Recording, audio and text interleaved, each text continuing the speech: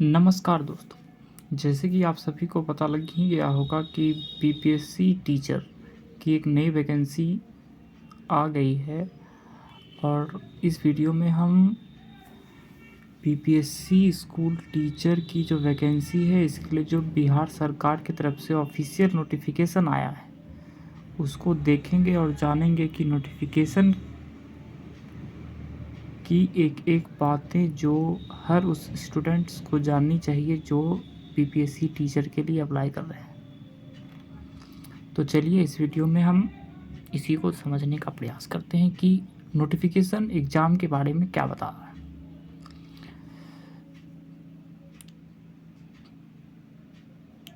तो जैसे कि यहाँ बताया है, शिक्षा विभाग, अनुसूचित जाति अनुसूचित जनजाति कल्याण विभाग बिहार के अंतर्गत विद्यालय अध्यापकों के पद पर नियुक्ति के लिए जो महत्वपूर्ण बातें हैं वो नीचे लिखा है। 1 से 5, 9 to 10, 6 to 8, 11 to 12 के लिए जिलावार आरक्षण बाद में बीपीएससी के ऑफिशियल वेबसाइट पे प्रकाशित किया जाएगा। अनुसूचित जनजाति जनजाति कल्याण विभाग के अंतर्गत कक्षा 1 से 5 तक के विद्यालय अध्यापक, कक्षा 6 से 10 तक के विद्यालय अध्यापक एवं कक्षा 11 से 12 तक के विद्यालय अध्यापक के लिए विषयवार रिक्तियां प्रशासकीय विभाग द्वारा उपलब्ध कराने के बाद आयोग की वेबसाइट पर प्रदर्शित की जाएगी। इसका मतलब है कि अभी तक सरकार के पास इसकी कोई ऑफिशियल जानकारी नहीं है, लेकिन जैसे ही एग्ज़ाम का शायद रिजल्ट आए तो उसके बाद इसको बताया जा सकता है। इस विज्ञापन हेतु लिए जाने वाली परीक्षा में शैक्षणिक प्रशैक्षणिक योग्यता एवं शिक्षक पात्रता परीक्षा यानी कि सीटेट या एस्टेट के अपीयरिंग कैंडिडेट को शामिल नहीं किया जाएगा। तो जैसा कि आप लोग को पता होगा कि सीटेट का एग्ज़ाम हो ही गया है, आज उसका आंसर किया गया है, लेकिन अब देखते हैं कि रिजल्ट कब तक आता है, क्योंकि बहुत स्टूडेंट्स इसी के इंतजार में बैठे हैं कि जैसे ही सीटेट का रिजल्ट आएगा वो बीपीएससी टीचर का फॉर्म अप्लाई कर देंगे। दूसरा पॉइंट कहता है कि शिक्षा विभाग अनुसूचित जाति कल्याण विभाग के अंतर्गत जो भी शिक्षक के लिए नियुक्त होगा उसमें निम्नलिखित योग्यताएं या अर्हताएं होनी ही चाहिए। नंबर 1 कि वो भारत का नागरिक हो, वह विद्यालय अध्यापक के पद पर नियुक्ति हेतु राष्ट्रीय अध्यापक शिक्षा परिषद द्वारा यानी कि सीटेट पास या एस्टेट पास हो। शिक्षा विभाग एवं अनुसूचित जाति जनजाति कल्याण विभाग के विद्यालय के अध्यापकों 1 to 5 के लिए सीटेट पेपर 1 तथा बीटीईटी पेपर 1 होना चाहिए। 6 to 8 के लिए सीटेट पेपर 2 पास होना चाहिए या बीटीईटी पेपर 2 पास होना चाहिए। 9 से 10 एवं 6 से 10 तक के अध्यापकों तथा विशेष विद्यालय अध्यापकों के लिए स्टेट पेपर 1 पास होना चाहिए। शिक्षा विभाग अनुसूचित जाति एवं अनुसूचित जनजाति कल्याण विभाग के उच्च माध्यमिक विद्यालय 11 से 12 तथा 6 से 10 के कंप्यूटर विषय के लिए स्टेट में उत्तीर्ण होना जरूरी है। ये सबसे महत्वपूर्ण बात जिसको कि स्टार लगा के लिखा गया है। शिक्षा विभाग के ज्ञापांक 581 दिनांक 17/6/2023 के आलोक में स्पष्ट किया जाता है कि सीटेट अभ्यर्थियों के लिए बीटीईटी 2017 के लिए लागू प्रावधानानुसार सामान्य कोटि के अभ्यर्थी को न्यूनतम 60%, ओबीसी, ईबीसी या जनरल कोटि की महिलाओं को 55%, अनुसूचित जाति जनजाति या निःशक्त यानी कि हैंडीकैप्ड लोगों के लिए 50% अंकों के आधार पर उत्तीर्ण माना जाएगा। वाह,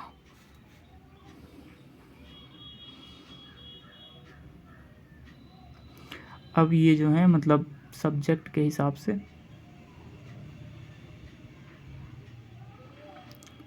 दिए गए हैं कि न्यूनतम 50% अंकों के साथ उच्चतर माध्यमिक यानी कि +2 या इसके समकक्ष कोई कोर्स किया हो तथा प्रारंभिक शिक्षा शास्त्र में द्वितीय वर्ष डिप्लोमा।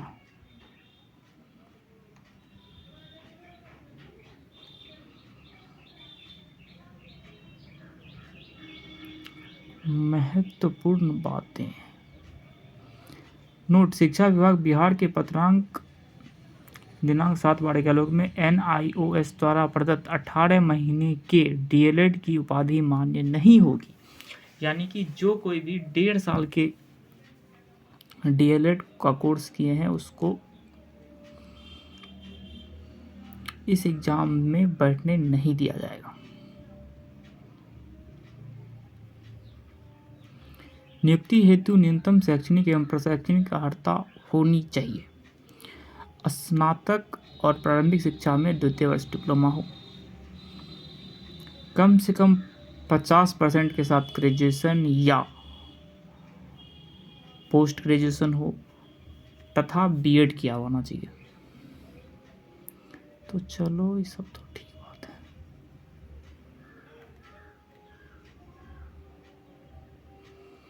ये सब जो है हर सब्जेक्ट के हिसाब से अलग अलग दिया, जैसे शारीरिक शिक्षा के लिए क्या क्या मापदंड दिए गए हैं,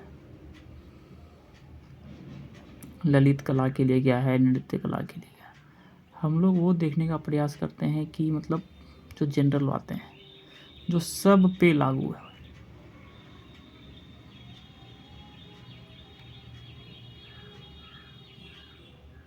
कंप्यूटर विज्ञान,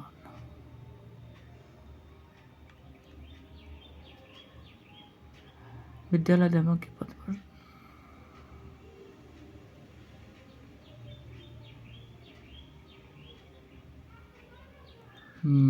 दिस इज वेरी इंपॉर्टेंट।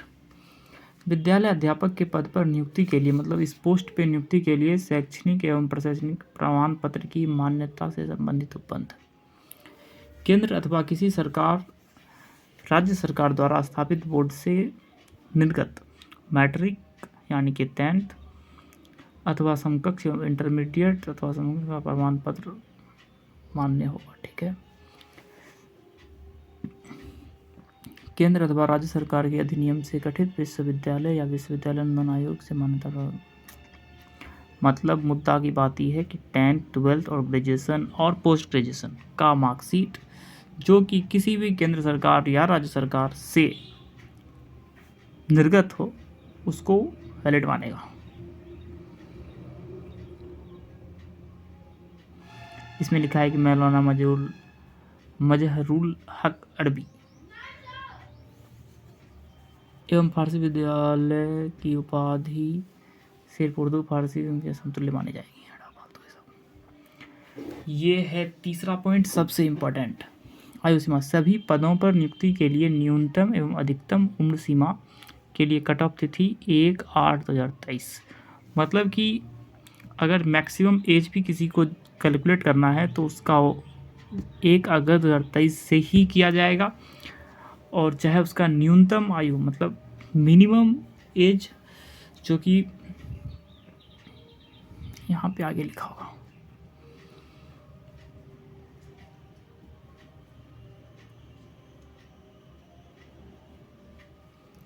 इसमें लिखा है शिक्षा विभाग एवं अनुसूचित जाति एवं अनुसूचित जनजाति कल्याण विभाग के अध्यापक 1 to 5 6 to 8 के लिए कट ऑफ तिथि 1 अगस्त 2023। न्यूनतम आयु 18 साल। तो देखिए 1 अगस्त 2023 को उस जो भी स्टूडेंट इसको अप्लाई कर रहे हैं उसकी उम्र 18 साल हो जानी चाहिए। मतलब 18 साल में टीचर बन रहा है, खतरनाक। ये था 1 to 8 के लिए। अब 9 to 10 11 to 12 के लिए न्यूनतम आयु है 21 ईयर्स।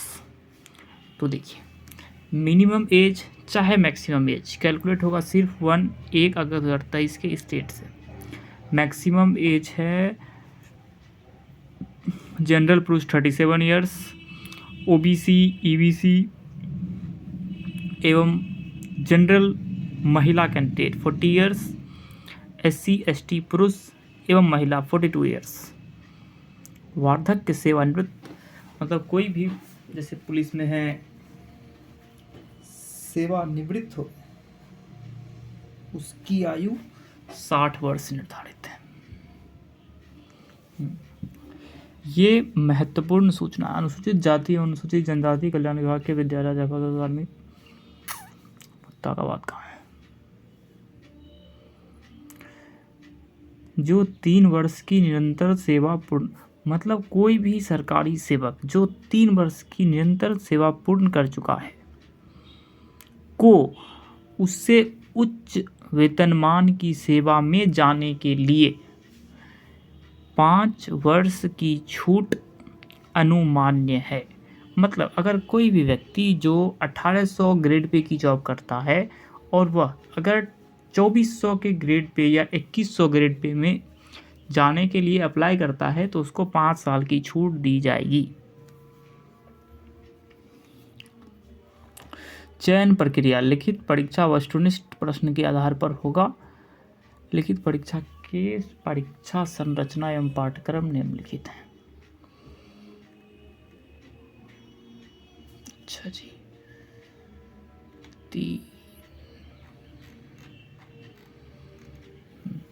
पहला है भाषा अर्हता एवं सामान्य अध्ययन, जिसमें 2 पार्ट 1 में 30 सवाल, पार्ट 2 में 120 सवाल, पूरा घंटा 2.5 घंटे का। मतलब पहला पत्र में आपको 1.5 घंटा है, 150 क्वेश्चन और 2.5 घंटे का समय। यह पत्र 2 भाग में होंगे, भाग 1 और भाग 2। भाग 1 में भाषा के लिए हिंदी, अंग्रेजी, उर्दू, बांग्ला भाषा का व्यवहारिक ज्ञान, इसमें अर्हता कम से कम 30% अंक लाना ही होगा। भाग 2 सामान्य अध्ययन के लिए प्राथमिक गणित, मानसिक गणित, रीजनिंग, GS, GK, राष्ट्रीय आंदोलन, भूगोल, पर्यावरण, इस सबसे सवाल पूछा जाएगा। ये सब है 1 to 5 के लिए। 6 to 8 के लिए 3 पेपर। वाह, वही पहला पेपर लैंग्वेज, दूसरा पेपर GS, तीसरा पेपर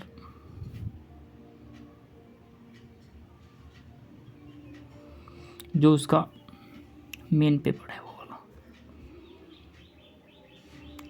और 9 to 10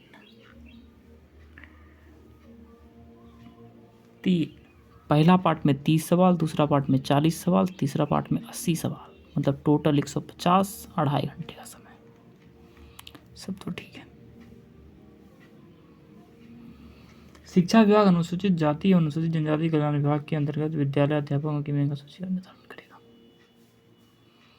मुद्दे की बात है कि इसमें साक्षात्कार नहीं लिया जाएगा।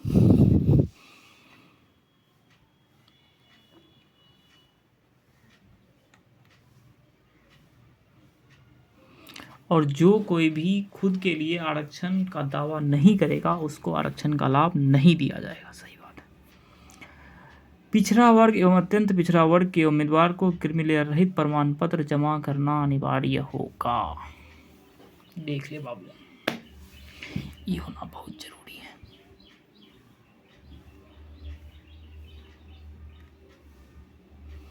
बाकी कुछ खास है जो EWS में है। अरे रुक जा,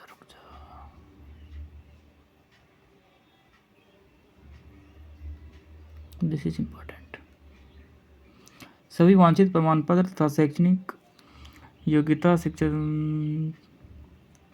आरक्षण संबंधी प्रमाण पत्र आवेदन करने की अंतिम तिथि 25/2024 तक का निर्गत होना आवश्यक है। यदि विलंब शुल्क के साथ आवेदन के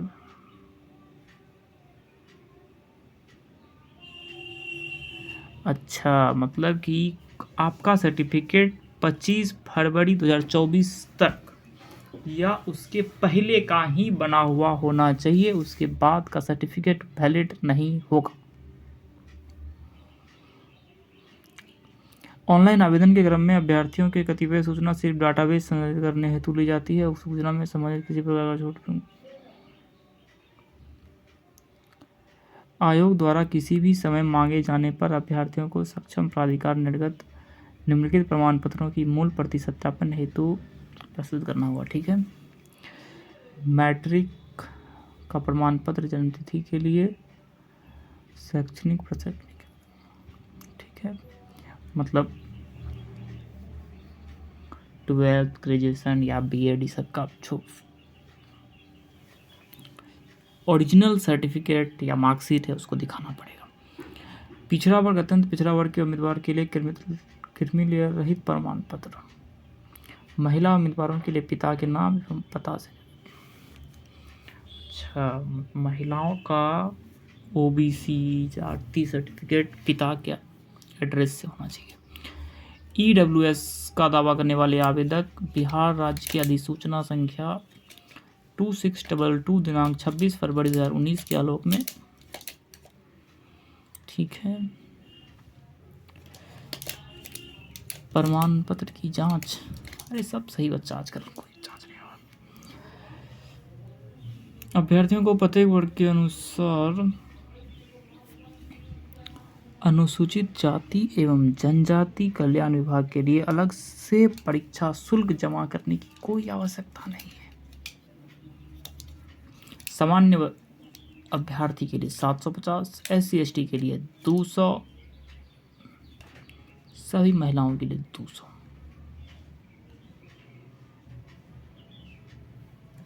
सबके पास आधार नंबर होना चाहिए। रजिस्ट्रेशन एवं भुगतान प्रारंभ करने की तिथि 10 तारीख से फॉर्म भराया जाएगा 23 तारीख तक। विलम्ब शुल्क के साथ 25 फरवरी तक। खत्म कहानी है।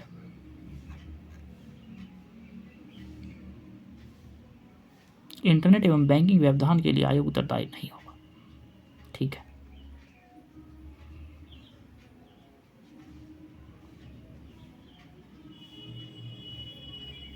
और कोई विशेष बात है इसमें? परीक्षा नियंत्रक बिहार लोक सेवा आयोग। धन्यवाद।